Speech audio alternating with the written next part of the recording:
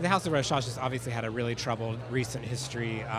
Its fragrance arm, when it was designed by Olivier Teskens, they pulled the plug suddenly. And since then, it's been very difficult for them to refine their footing. And it's interesting that they're still trying, because it seemed to me that there was going to be no fashion future for Rochas. And yet here we are a few seasons into Marco Zanini's fantastic collections, and suddenly there's a new future for it.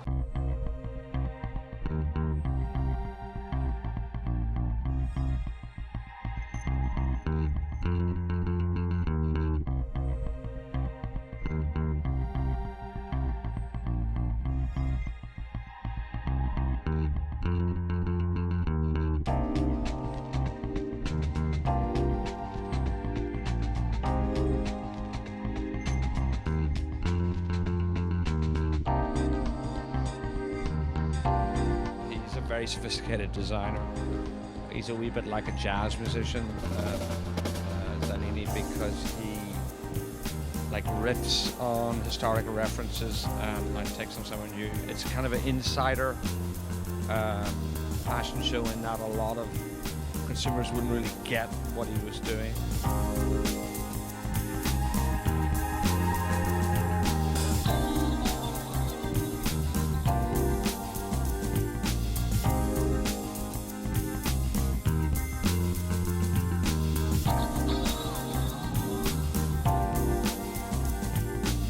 I think the most fascinating thing about that collection was the prints, because seeing them going around in the runway situation, it was a little difficult to really see the details.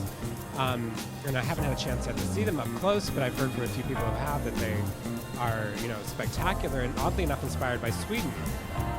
This is you could think of a number of reasons why that might be. Sweden certainly had a moment in fashion culture with brands like Acne and Philippe K that have popped up all over the place. Visionary magazine, The V, did a special Swedish designer-themed issue this summer.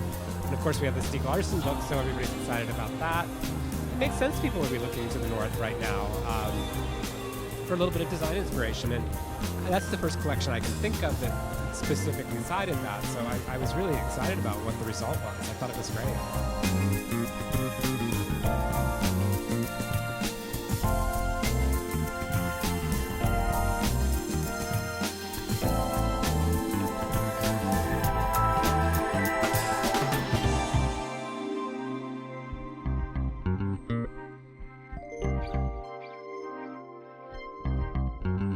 I loved how personal it felt.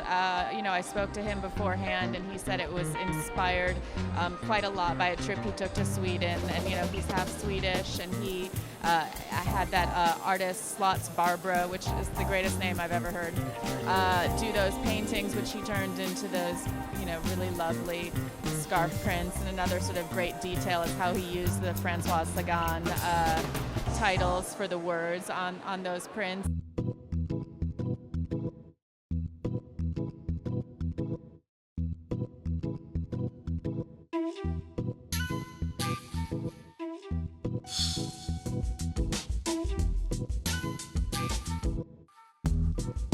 It really got me excited about basically the shapes, which seemed really easy, relaxed, and yet things that you could wear into a formal situation. I love the cut of the jackets. It kind of flew away a little bit from the body, and the fabric seemed really interestingly thought out, that they were not too heavy, but they had a sort of a structure to them.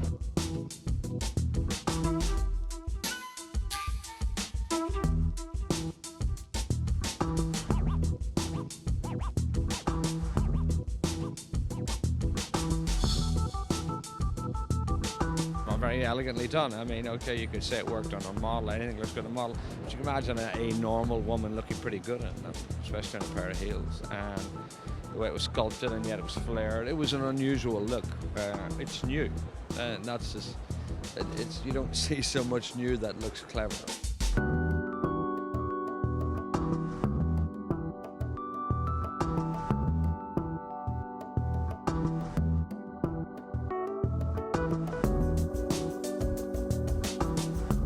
First of all, you could say color. His color palettes are, really unmatched, and certainly in a season where we've seen every major Milan designer gravitating toward these exact same acid and flag tone colors.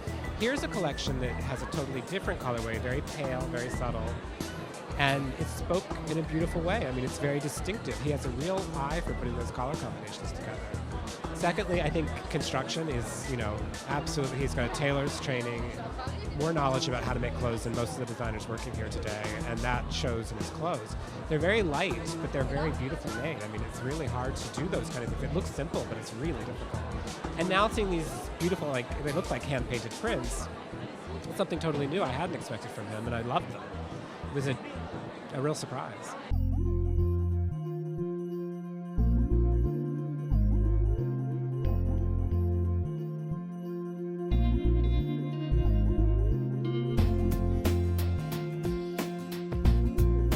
Rochas didn't really have much of an identity before Olivier Taskins was there. Obviously, Marco's stamp is very, very different than what Olivier is doing. I don't think that he shouldn't aspire to do what Olivier was doing by any means, and it's something entirely different now. It also is a lot less expensive than it was when Olivier was there, which makes it appealing to people. And from what I hear from retailers, it's really successful in stores. So I think he's doing a really good job.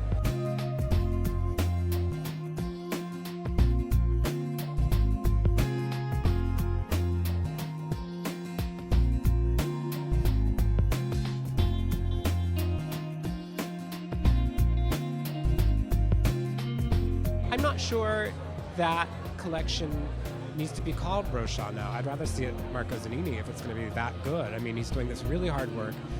I think it's almost a disservice, in a sense, to confuse people by not saying what it is. And I know this is how fashion operates. Of course, you need a big corporation behind you. You need somebody who has the money to be able to produce these clothes.